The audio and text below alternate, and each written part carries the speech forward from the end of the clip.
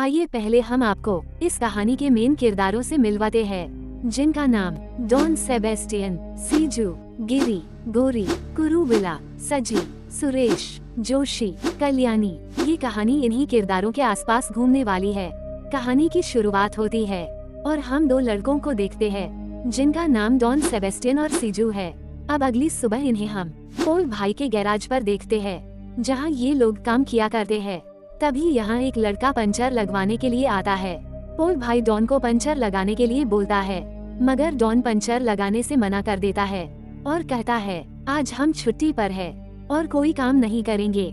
ये बोलकर डॉन और सीजू अपनी बाइक लेकर वहाँ से चले जाते हैं।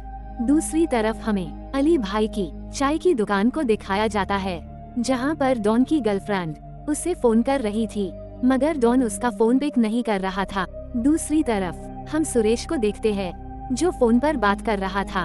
यहाँ हमें पता चलता है कि सुरेश का जोशी के साथ जमीन को लेकर झगड़ा चल रहा है और जोशी जमीन को लेकर सुरेश को मेंटली टॉर्चर कर रहा है। खैर, अब चाय की दुकान पर कुरुविला आता है। यहाँ सुरेश कुरुविला से कहता है, क्या आप मेरी जमीन वाली बात गिरी को बता सकते हैं? कुरुविला कहता है, मैं गिरी से बात करूँगा। दूसरी तरफ हम पुलिस कमिश्नर को पुलिस स्टेशन में आते हुए देखते हैं, जो कि सभी पुलिस ऑफिसरों के साथ मीटिंग करता है। यहाँ कमिश्नर कहता है कि त्रिशूल में क्राइम बहुत ज्यादा बढ़ चुका है और हम सभी को मिलकर इसे कंट्रोल करना होगा। दूसरी तरफ डॉन और सीजू को देखते हैं, जो कि एक एटीएम मशीन के पास खड़े होते हैं। यहाँ डॉन सुरेश को देखकर उसे साइड में ले जाता है और कहता है, सुरेश भाई, वो जमीन जोशी भाई को दे दो, क्यों फालतू का झगड़ा आगे बढ़ाना है? मगर सुरेश कहता है, मैं इन फालतू की धमकियों से डरने वाला नहीं हूँ। तभी डॉन सुरेश को जान से मारकर एटीएम में फेंक देता है। अब ये लोग सुरेश को मारने के बाद पास ही एक कपड़ों की दुकान में चले जाते हैं और वहाँ जाकर अपने कपड़े बदल लेते हैं। दूसरी तरफ हम गिरी और उसकी वाइफ गोरी को अपनी कार में देखते हैं, जो कि कहीं जा रहे होते हैं। तभी गिरी को जयराज का फोन आता है। जयराज गिरी को बताता है कि उन लोगों ने दुकान का उद्घाटन तो करा लिया, मगर पेमेंट देने में आनाकानी कर रहे हैं। अब गिरी उस जगह पर आता है और जयराज भाई के सारे पैसे दे देता है। अब गिरी जाते हुए शॉप ओनर को एक जोरदार थप्पड़ मारता है और कहता है कि शाम तक मेरे पास पूरे पैसे पहुंच जाने चाहिए। अब जयराज और गिरी दुकान के बाहर खड़े होकर बात कर रहे थे। तभी यहाँ सजी आता है, जो कि गिरी के मामा का लड़का है। अब यहाँ पर दुकान का मैनेजर आकर गिरी को सारे पैसे दे देता है, क्योंकि वह जानता था गिरी कौन है। दूसरी तरफ डॉन और सीजू उस एटीएम के आगे से गुजरते हैं और उस तरफ देखने लगते हैं। अब ये दोनों एक जगह जाकर अपने कपड़े और छाते को पेट्रोल छिड़कर जला देते हैं। दूसरी तरफ गिरी अपनी वाइफ के कहने पर सुपरमार्केट निकल जाता है। दूसरी तरफ पुलिस को ये खबर मिलती है कि सुरेश का मर्डर हो चुका है। इन्वेस्टिगेशन के दौरान पुलिस को कुछ जरूरी सबूत मिलते हैं। कल्याणी, जो कमिश्नर के अंडर काम कर रही होती है, अब कल्याणी कमिश्नर के पास पहुंचती है।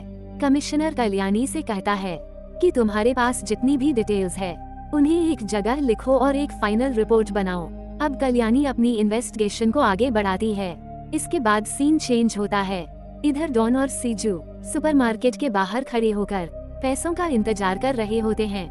यहाँ हमें पता चलता है कि उन्होंने सुरेश को मारने के लिए 10 लाख का कॉन्ट्रैक्ट लिया था, जो अब उन्हें मिलने वाले पैसों के बारे में सोचकर ये दोनों काफी खुश हो रहे होते हैं। जो मर्डर उन्होंने किया था उसका ना तो उन्हें कोई डर था और ना ही कोई गिल्ट। तभी डॉन और सीजू इस बारे में बातें करते हैं। उसी वक्त सुपरमार्केट के बाहर गिरी की वाइफ गौरी अपनी कार लेकर पहुंचती है। अब डॉन की नजर गौरी पर पड़ती है और उसकी खूबसूरती देखकर डॉन उसे अजीब तरह से घूरने लगता है। अब गौरी सुपरमार्केट के अंदर जाती है। डॉन और सीजू उसका पीछा करते हुए सुपरमार्केट के अंदर चले जाते हैं। जब गौरी सामान देख रही होती है, तब डॉन उसके पास जाता है और काफी गलत बिहेव करता है और उसके पेट को छूने की कोशिश करता है। अब वो जैसे ही गौरी को टच करता है, तो गौरी गुस्से में उसे एक जोर का थप्पड़ मार देती है। तब डॉन गौरी से माफी मांगता है। अब गौरी अनकंफर्ट होते हुए वहाँ से निकलने लगती है। तभी गौरी का हस्बैंड गिरी सुपरमार्केट के अंदर आता है। वो गौरी के एक्सप्रेशन देखकर तुरंत समझ जाता है कि कुछ गलत हुआ है। जब गिरी बार बार गौरी से पूछता है तब गौरी डॉन और सीजू की तरफ देखते हुए उन्हें बदतमीज लोग कहती है। अब गिरी सारा मामला समझ जाता है और गुस्से में सीजू और डॉन के पास जाता है। डॉन और सीजू को अच्छा खासा सबक सिखाता है और उनके साथ मारपीट करता है। गिरी डॉन का एक हाथ तक तोड़ देता है। इसके बाद गिरी और गौरी वहाँ से चले जाते हैं। अब डॉन और सीजू गिरी से बदला लेने का फैसला करता है। इधर उसी रात गिरी के घर एक पार्टी होती है जिसमें गिरी, उसकी फैमिली और उसके दोस्त सब शामिल होते हैं। पार्टी में गौरी डांस भी करती है और गिरी उसे प्यार भरी नजरों से देखता है। यहाँ हमें पता चलता है कि गौरी और गिरी एक दूसरे से बहुत ज्यादा प्यार करते हैं। अब अगली सुबह सुरेश का अंतिम संस्कार होता है जहाँ गिरी और उसके दोस्त भी श्रद्धांजलि देने पहुँचते हैं। दूसरी तरफ गिरी के जोरदार थप्पड़ मारने के बाद डॉन और सीजू हॉस्पिटल में होते हैं। वहाँ वो डिसाइड करते हैं कि वह कैसे भी करके गिरी को सबक सिखाएंगे। अब हॉस्पिटल से डिस्चार्ज होने के बाद डॉन और सीजू गिरी के घर को ऑब्जर्व करना शुरू करते हैं। एक दिन जब गिरी घर पर नहीं होता तब डॉन और सीजू उसके घर में घुस जाते हैं। वो वहाँ नौकरानी को एक कमरे में लॉक कर देते हैं और नीचे गौरी के कमरे की तरफ जाते हैं। अब गौरी घर में अकेली होती है। डॉन और सीजू इस मौके का फायदा उठाने की कोशिश करते हैं। वो गौरी के साथ जबरदस्ती फिजिकल रिलेशन बनाते हैं और इस सब का वीडियो सीजू रिकॉर्ड कर लेता है। इसके बाद डॉन और सीजू वहाँ से चले जाते हैं। अब गिरी को ये बात पता चलती है तो वह अंदर से पूरी तरह से टूट जाता है। वह तुरंत घर पहुंचकर गौरी को संभालता है। गौरी की हालत काफी खराब होती है। इधर गिरी की माँ भी वहाँ आती है और गौरी को तसल्ली देने की कोशिश करती है। वो गौरी से कहती है, बेटा यह एक एक्सीडेंट था, इस बात को अपने मन में लेकर मत बैठो, भूल जाओ और आगे बढ़ो। गिरी भी उसे प्यार से संभालते हुए कहता है, सब ठीक हो जाएगा, मैं तुम्हारे साथ हूँ। गिरी जो अंदर से टूट गया होता है। अब गिरी बदला लेने का प्लान बनाता है। उसके मन में बस एक ही बात घूम रही होती है कि डॉन और सीजू को ढूंढना और उन्हें मौत के घाट उतारना। अब वो अपने फ्रेंड्स के साथ मिलकर सीसीटीवी फुटेज चेक करता है। फुटेज में डॉन और सीजू की सभी हरकतें क्लियरली दिखते हैं। गिरी ये ठान लेता है कि वह पुलिस को इस मैटर में इन्वॉल्व नहीं करेगा, बल्कि खुद ही इस केस को हैंडल करेगा। इसी वजह से गिरी और उसकी ग्रुप टीम के लोग और सीजू को ढूंढने में लग जाते हैं। दूसरी तरफ पुलिस कमिश्नर को गिरी और उसके ग्रुप के बारे में इंफॉर्मेशन मिलती है। कमिश्नर को यहाँ पता चलता है कि गिरी और उसके ग्रुप के लोग मामूली नहीं है। उनका मंथली इनकम 25 लाख से भी ज्यादा है और उनका एक अलग पावरफुल बिजनेस भी है। कमिश्नर को ये समझ आता है कि वो लोग सिर्फ कॉलेज के दोस्त ही नहीं, बल्कि एक परिवार की तरह है। जब कमिश्नर पूछता है क्या सिर्फ डेविड ही इसमें एक्टिव है, तब एक पुलिस ऑफिसर कहता है, नहीं सर, डेविड और गिरी दोनों एक ही टीम का हिस्सा है। ऑफिसर आगे ये भी बताता है कि सर गिरी, सजी कुरुविला और डेविड बहुत बड़े बड़े गैंगस्टर्स हैं। इन्होंने केरल यूनिवर्सिटी कॉलेज से पढ़ाई की है। गिरी और सजी कजिन्स है और कुरुविला और डेविड कोटम से हैं। ये चारों काफी अच्छे दोस्त हैं। डेविड ने अपनी क्लासमेट से शादी की है और कुरुविला ने गिरी की बहन से शादी की है। अब पुलिस ऑफिसर आगे कहता है, सर इनके पास काफी पावर है, यह अपने तरीके से ही काम करते हैं और अब मुझे लगता है कि ये सब कुछ इनके तरीके से ही आगे बढ़ेगा। खैर इसके बाद सीन चेंज होता है। इधर डेविड डॉन और सीजू को पकड़ने का प्लान बनाता है। इसी दौरान उसके पास दो लोग आते हैं, वो जो डॉन सीजू के मैकेनिक शॉप का मालिक है और दूसरा जॉय, जिससे डॉन और सीजू ने काम मांगने की कोशिश की थी।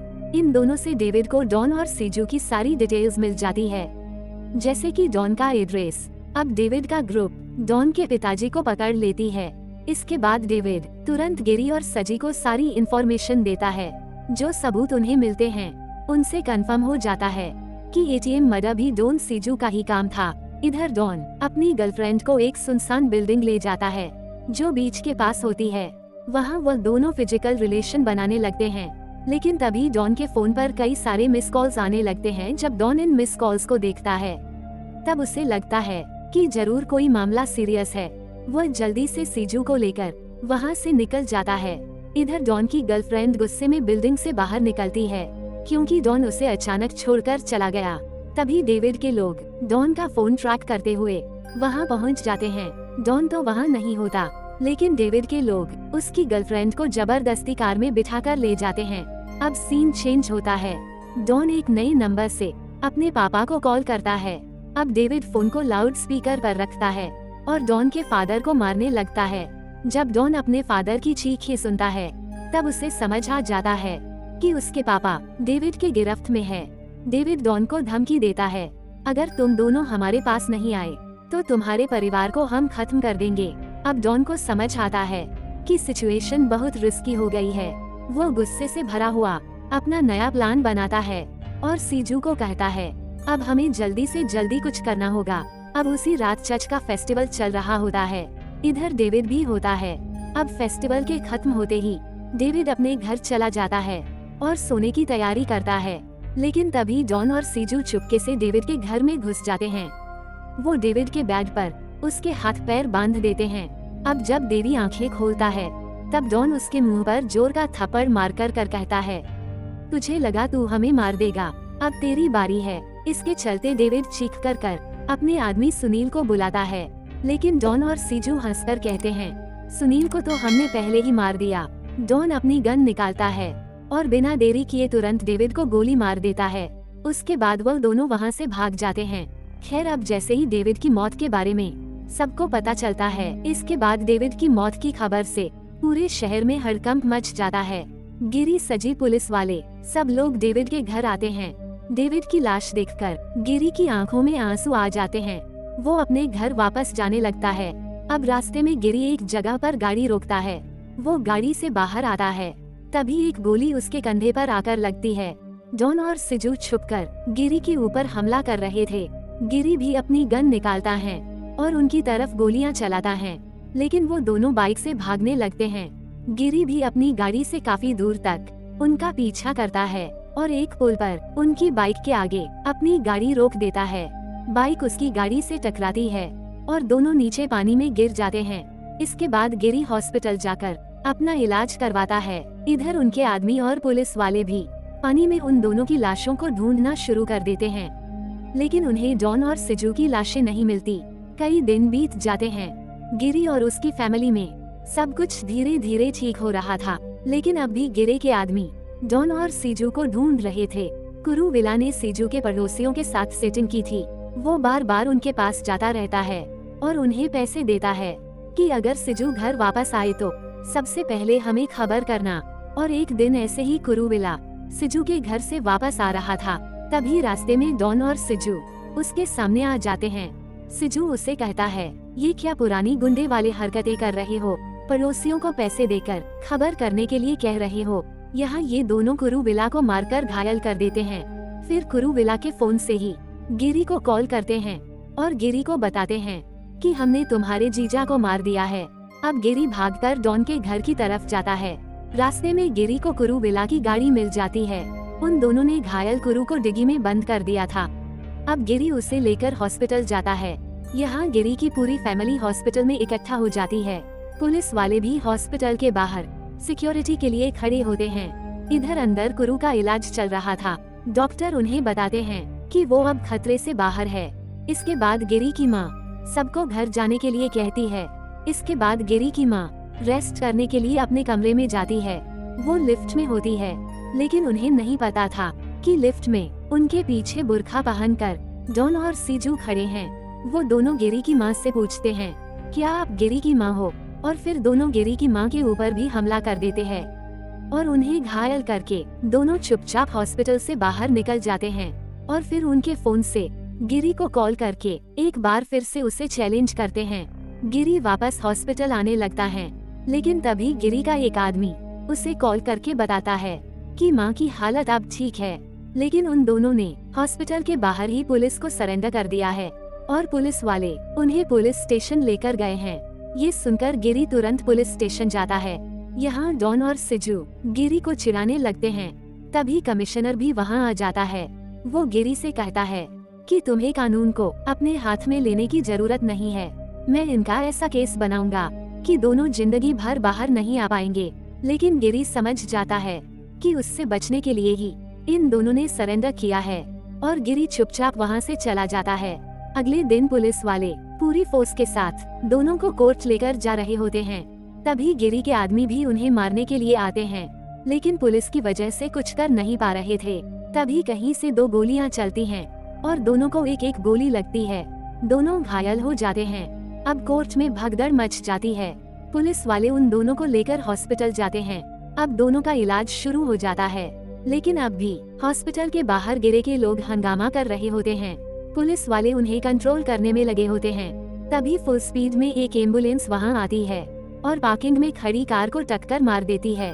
हंगामा बढ़ जाता है, लेकिन इसी बीच कमिश्नर वापस डॉन और सीजू के कमरे में जाकर देखता है तो डॉन और सीजू दोनों कमरे में नहीं होते।